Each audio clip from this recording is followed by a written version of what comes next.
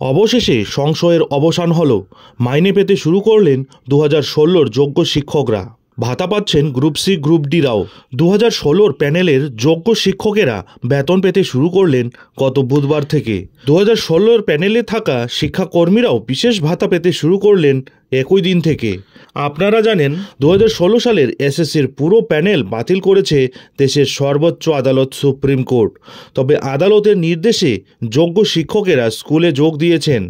চাকরিহারা যোগ্য শিক্ষক শিক্ষিকারা বেতন পেতে শুরুও করেছেন। সুপ্রিম কোর্টের নির্দেশে যারা যোগ্য হিসেবে চিহ্নিত তারা 31 ডিসেম্বর পর্যন্ত স্কুলে যেতে পারবেন এবং বেতনও পাবেন।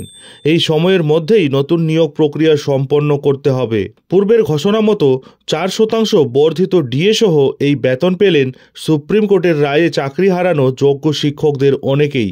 গত বুধবার দুপুরের পর নিজেদের স্যালারি অ্যাকাউন্টে বেতন ক্রেডিট হওয়ার মেসেজ পান একাধিক জেলার যোগ্য শিক্ষকেরা। তবে সঠিক সময়েই ডিএ সমেত বেতন পেলেও দুশ্চিন্তা মুক্ত হতে পারছেন না বলে জানিয়েছেন যোগ্য বিবেচিত হওয়া শিক্ষক এবং শিক্ষিকারা। তারা বলছেন বেতন পাওয়াটা কিছুটা স্বস্তি তো অবশ্যই, কিন্তু পুরোপুরি দুশ্চিন্তা মুক্ত হওয়া যাচ্ছে না। একটাই চিন্তা, আগামী 31 ডিসেম্বরের পর কি হবে। গত মঙ্গলবারই রাজ্য সরকারি কর্মচারীদের একটি বড় অংশের ডিএ সহ বেতন ঢুকেছে। 4% ডিএ সহ এ মাসের বেতন ঢুকেছে। গত বাজেটেই এই 4% ডিএ বাড়ানোর কথা ঘোষণা করেছিলেন রাজ্য সরকার।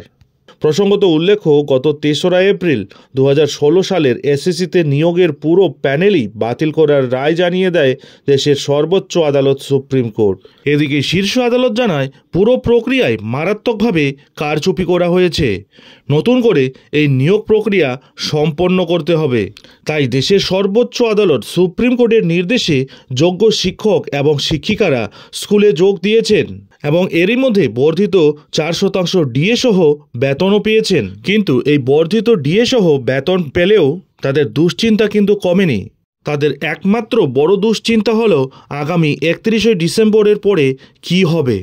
আদৌ কি সুপ্রিম কোর্টের নির্দেশ মতো 31 ডিসেম্বরের আগে ফের নতুন নিয়োগ প্রক্রিয়া সম্পন্ন করতে সক্ষম হবে এসএসসি? সে তো এখন সময়ই বলবে। যাই হোক, নজর থাকবে সেদিকে। এখন এখানেই শেষ করছি। এর পরবর্তী লেটেস্ট আপডেটের জন্য অবশ্যই চ্যানেলে চোখ রাখুন।